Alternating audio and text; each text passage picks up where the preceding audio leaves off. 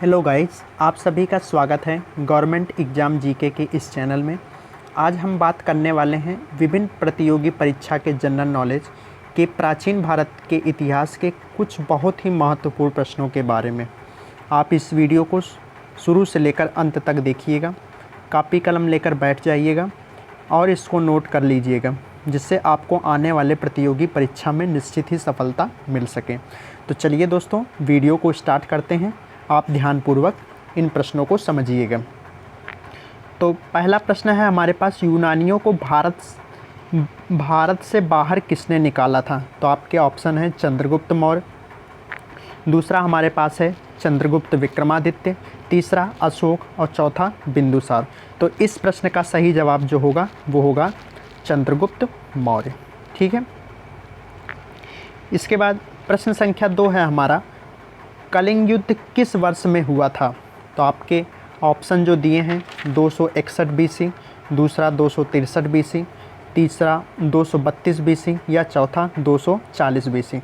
तो इस प्रश्न का जो सही जवाब है वो होगा ऑप्शन 1, 261 बीसी, 261 बीसी। ठीक है। इसके बाद प्रश्न संख्या 3, प्राचीन भारत का प्रसिद्ध शासक कौन था जिसने अपने जीवन के अंतिम दिनों में जैन धर्म अपना लिया था? तो इस प्रश्न का जो सही जवाब है वो है चंद्रगुप्त, ऑप्शन 3। ठीक है। इसके बाद शिलालेखों में किस राजा का दवाने में प्रियदर्शी देवताओं को प्रिय कहा गया है? तो इस प्रश्न का जो सही जवाब होगा वो होगा अशोक।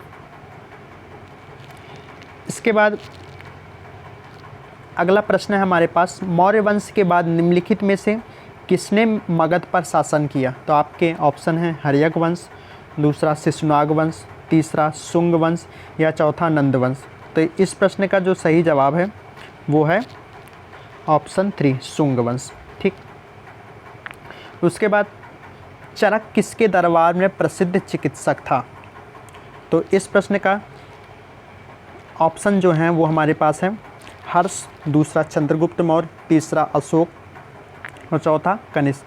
तो इस प्रश्न का जो सही जवाब है वो है ऑप्शन 4, कनिष्क। उसके बाद निम्नलिखित में से पहली बार किसने बिहार के बोध गया में महाबोधि मंदिर का निर्माण करवाया था? तो इसके ऑप्शन है चंद्रगुप्त मौर्य, दूसरा अशोक, तीसरा कनिष्क या चौथा हर्षवर्धन। तो इस प्रश्न का जो सही जवाब है वो है अशोक। उसके बाद निम्नलिखित में से किसने सांची का स्तूप निर्माण करवाया था? तो आपके ऑप्शन है अशोक, दूसरा गौतम बुद्ध, तीसरा चोल, चौथा पल्लव। तो इस प्रश्न का जो सही जवाब है वो है अशोक। उसके बाद अगला प्रश्न है हमारे पास, निम्नलिखित में से वह महानतम कुषाण नेता कौन था जो बौद्ध बन गया था?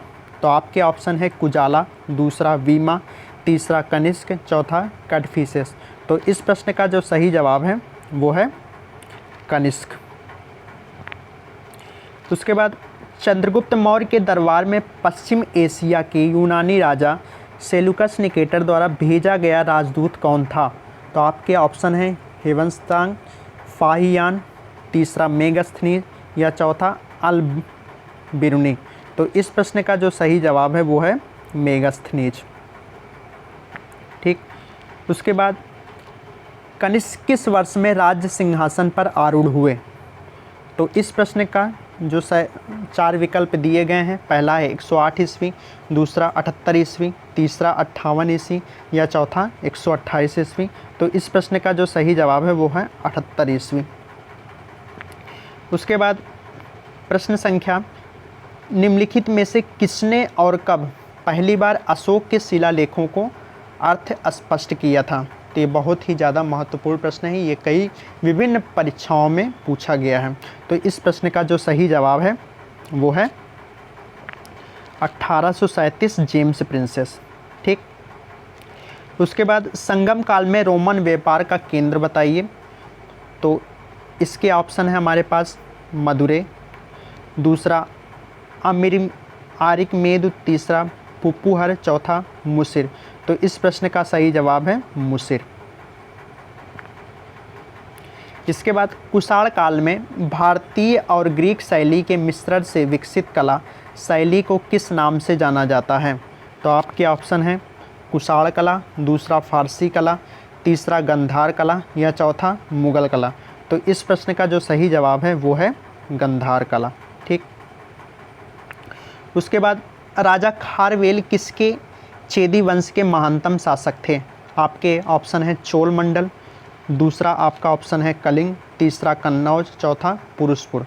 तो इस प्रश्न का सही जवाब जो है वो है कलिंग। उसके बाद मौर्य वंश के तत्काल बाद किस वंश ने आकर मगध राज्य पर शासन किया? तो मौर्य वंश के बाद जो शासन किया था वो था हमारा शुंग वंश। तो इस प्रश्न का जो सही जवाब होगा वो होगा शुंग। उसके बाद प्राचीन चोल साम्राज्य की राजधानी कहाँ पर थी?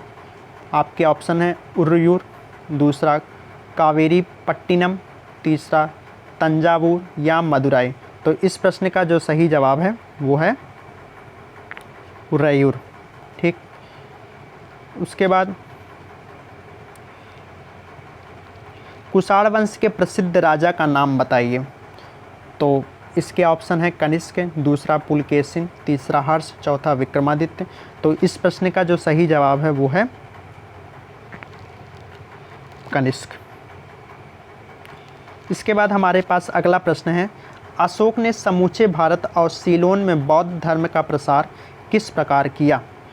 पहला ऑप्शन है त्रिरत्नों को शिक्षा देकर, दूसरा धर्म महामात्रों को भेजकर, तीसरा युद्ध करके, चौथा बौद्ध भिक्षु बनकर। तो इस प्रश्न का जो सही जवाब है वो है धर्म महामात्रों को भेजकर। उसके बाद किस शिलालेख राजा देश में अशोक ने कलिंग युद्ध के हतोहत का उल्लेख किया है और युद्ध त्याग की घोषणा की है? तो इसके ऑप्शन है आपके पास मस्की राजा देश, दूसरा शिला राजा देश, तीसरा शिला राजा देश 11, चौथा शिला राजा देश 10। तो इस प्रश्न का जो सही जवाब है वो है शिला राजा देश 13। ठीक है। तो इससे हमें क्या पता चलता है कि किसमें युद्ध त्याग करने की, कलिंग युद्ध के हतोहत का उल्लेख किसमें हुआ और युद्ध त्याग की घोषणा कहाँ से मिली है? तो शिलालेख 13 के साथ। उसके बाद हमारा है बिंदुसार के शासन के दौरान अशांति कहाँ थी? तो इस प्रश्न का जो ऑप्शन है वो आपके पास है उज्जैनी, दूसरा पुष्कावलती, तीसरा तक्षशिला या चौथा राजगिरी। तो इस प्रश्न का सही जवाब जो है वो है तक्षशिला। उसके बाद मौर्य दरबार में ग्रीस के राजदूत का क्या नाम था? आपके ऑप्शन है सिकंदर, दूसरा मेगास्थनीज या तीसरा प्लूटो या चौथा अरस्तु। तो इस प्रश्न का जो सही जवाब है वो है मेगास्थनीज। इसके बाद हमारा जो प्रश्न है वो है अर्थशास्त्र के लेखक किसके समकालीन थे? पहला है अशोक, दूसरा चंद्रगुप्त मौर्य, तीसरा समुद्रगुप्त या चौथा चंद्रगुप्त विक्रमादित्य। तो इसका जो सही जवाब है वो चंद्रगुप्त मौर्य। उसके बाद सातवाहन का सबसे बड़ा शासन कौन था? आपके ऑप्शन है सातकर्णी प्रथम, दूसरा गौतमी पुत्र सातकर्णी, तीसरा सिमुक या चौथा हाला। तो इस प्रश्न का जो सही जवाब है वो है गौतमी पुत्र सातकर्णी। उसके बाद हमारा जो नेक्स्ट प्रश्न है वो है चंद्रगुप्त मौर्य ने अपने अंतिम दिन कहाँ व्यतीत किए? आपके ऑप्शन है पाटलिपुत्र, दूसरा थानेश्वर, तीसरा कांची या चौथा श्रवणबेलगोला। तो इस प्रश्न का जो सही जवाब है वो है श्रवणबेलगोला। उसके बाद किस भारतीय शासक ने कलिंग युद्ध लड़ा? तो आपके ऑप्शन है समुद्रगुप्त, दूसरा चंद्रगुप्त, तीसरा शिवाजी या चौथा अशोक। तो इस प्रश्न का जो सही जवाब है वो है अशोक। उसके बाद हमारे पास है निम्नलिखित में से कौन शासक कुषाण वंश से था? तो आपके ऑप्शन है विक्रमादित्य, दूसरा दंतीदुर्ग, तीसरा कटफिसेस प्रथम या चौथा पुष्यमित्र। तो आपके ऑप्शन ये जो है ये ऑप्शन नंबर 3 सत्य है। इसके बाद हमारे पास अगला प्रश्न है, सातवाहन साम्राज्य के संस्थापक कौन थे? तो आपके ऑप्शन है कान्हा, दूसरा सिमुक, या तीसरा हाल, या चौथा गौतमीपुत्र। तो इसका सही जवाब जो है वो है सिमुक। उसके बाद गांधार कला किन दो कलाओं का संयोजन है? पहला हिंद रोमन, दूसरा हिंद यूनानी, तीसरा हिंद इस्लामिक, या चौथा हिंद चीनी। तो इसका ऑप्शन है हिंद यूनानी। उसके बाद हमारे पास अगला जो प्रश्न है वो है, संगम साहित्य के संरक्षक कौन थे? पहला नायक, दूसरा चंदेल, तीसरा पांडे, या चौथा सोलंकी। तो आपके जो ऑप्शन 3 है वो है सत्य, पांडे। उसके बाद अशोक के शिलालेखों पर किस लिपि का प्रयोग किया गया? पहला ब्राह्मी, दूसरा देवनागरी, तीसरा गुरुमुखी, या चौथा संस्कृत। तो आपका ऑप्शन फर्स्ट, ब्राह्मी। अशोक के शिलालेखों पर ब्राह्मी लिपि का प्रयोग किया गया था। ये कई प्रश्नों में पूछा गया है। उसके बाद आगे चले हम, मौर्य साम्राज्य की राजधानी कहाँ स्थित थी? आपके ऑप्शन है पाटलिपुत्र, दूसरा वैशाली, तीसरा लुम्बिनी, या चौथा गया। तो इस प्रश्न का जो सही जवाब है वो है पाटलिपुत्र। अगला प्रश्न, भारतीय कला का वह कौन सा स्कूल है जो ग्रीको रोमन बौद्ध आर्ट के नाम से भी जाना जाता है? पहला मौर्य, दूसरा शुंग, तीसरा गांधार, या चौथा गुप्त। तो इस प्रश्न का सही जवाब जो है वो है गांधार। उसके बाद हम आगे बढ़ें, तक्षशिला विश्वविद्यालय किन दो नदियों के बीच स्थित है? आपके ऑप्शन है सिंधु तथा झेलम, दूसरा झेलम तथा रावी, तीसरा व्यास तथा सिंधु, या चौथा सतलज तथा सिंधु। तो इस प्रश्न का जो सही जवाब है वो है सिंधु तथा झेलम। उसके बाद अगला प्रश्न, सेलुकस निकेटर पराजित किया गया था। सेलुकस निकेटर किसके द्वारा पराजित किया गया था? तो इसका ऑप्शन जो है वो है अशोक द्वारा, दूसरा चंद्रगुप्त मौर्य द्वारा, तीसरा बिंदुसार द्वारा, या चौथा बृहद्रथ द्वारा। तो इसका सही जवाब है चंद्रगुप्त मौर्य द्वारा। उसके बाद अर्थशास्त्र की रचना किसने की थी? ये तो बहुत ही प्रतियोगी परीक्षाओं में, विभिन्न प्रतियोगी परीक्षाओं में, चाहे आप रेलवे की तैयारी कर रहे हो या बैंक की या फिर एसएससी की, आपको अधिकतर ये प्रश्न मिल जाएगा। अर्थशास्त्र की रचना किसने की थी? तो इसका जो सही जवाब होगा वो होगा कौटिल्य। उसके बाद हम आगे चलें, चंद्रगुप्त मौर्य के दरबार में भेजा गया यूनानी राजदूत था? कौटिल्य, दूसरा सेलुकस निकेटर, तीसरा मेगास्थनीज, या चौथा जस्टिन। तो इस प्रश्न का जो सही जवाब होगा वो होगा मेगास्थनीज। उसके बाद हम आगे चलें, चौथी शताब्दी ईसा पूर्व में मगध की राजधानी को स्थानांतरित कर दिया गया था। कहाँ स्थानांतरित कर दिया गया था? तो पहला ऑप्शन है मथुरा, दूसरा वाराणसी, तीसरा पानीपत, या चौथा पाटलिपुत्र। तो इस प्रश्न का जो सही जवाब होगा वो होगा पाटलिपुत्र। उसके बाद डैश चौथी शताब्दी ईसा पूर्व मगध की राजधानी थी? तो मगध की राजधानी चौथी शताब्दी ईसा पूर्व क्या थी? पहला आपका ऑप्शन राजगिरी, दूसरा पाटलिपुत्र, तीसरा वाराणसी, चौथा मथुरा। तो इस प्रश्न का जो सही जवाब है वो है राजगिरी।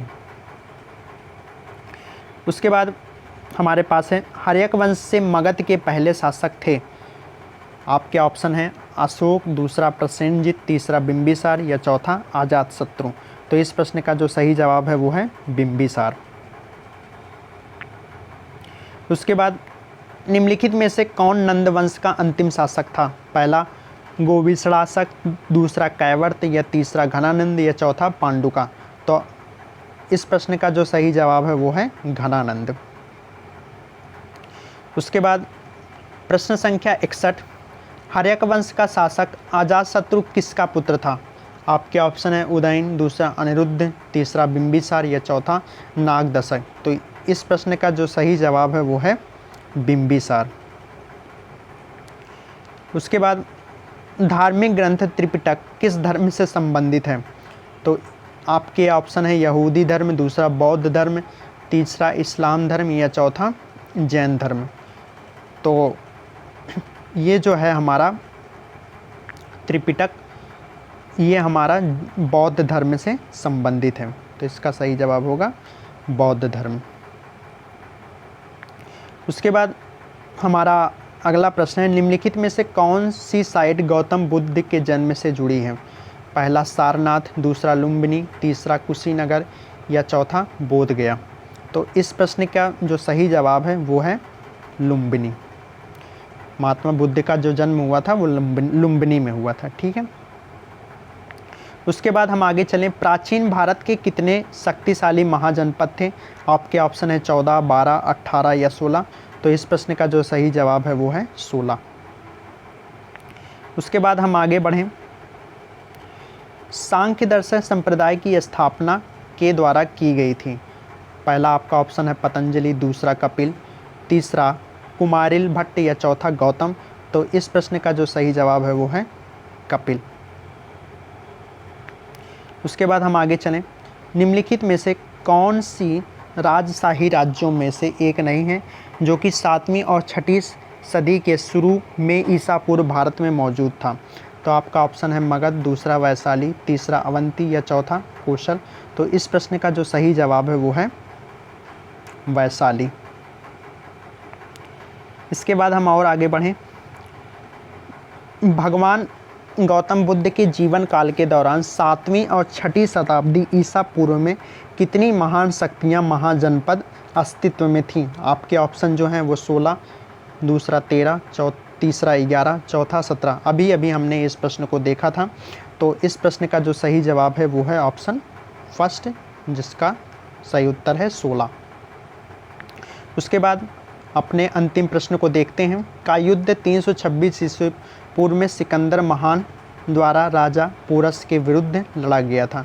तो कौन सा युद्ध 326 ईस्वी पूर्व सिकंदर महान द्वारा राजा पोरस के विरुद्ध लड़ा गया था? तो आपका ऑप्शन है हाइडेस्पेस, दूसरा तराइन या तीसरा पानीपत या चौथा प्लासी। तो इस प्रश्न का जो सही जवाब है वो है हाइडेस्पेस, या हाइडेस्पेस को ही हम कहते हैं झेलम का युद्ध। झेलम का युद्ध, चाहे आपको हाइडेस्पेस का युद्ध कहें या फिर झेलम का युद्ध, जो कि सिकंदर महान और राजा पोरस के बीच में 326 ईसा पूर्व में लड़ा गया था। तो उम्मीद करते हैं दोस्तों यह प्रश्न आपको, यह वीडियो आपको बहुत ही अच्छा लगा होगा। अगर आपको यह वीडियो अच्छा लगा है तो कृपया करके आप इस वीडियो को अवश्य लाइक करें, और चैनल पर नए आए हैं तो कृपया चैनल को अवश्य सब्सक्राइब करें और अपने दोस्तों के साथ इस वीडियो को ज़रूर ही शेयर करें। तो चलिए दोस्तों, आपसे मुलाकात होगी अपने नए वीडियो के साथ। तब तक के लिए धन्यवाद।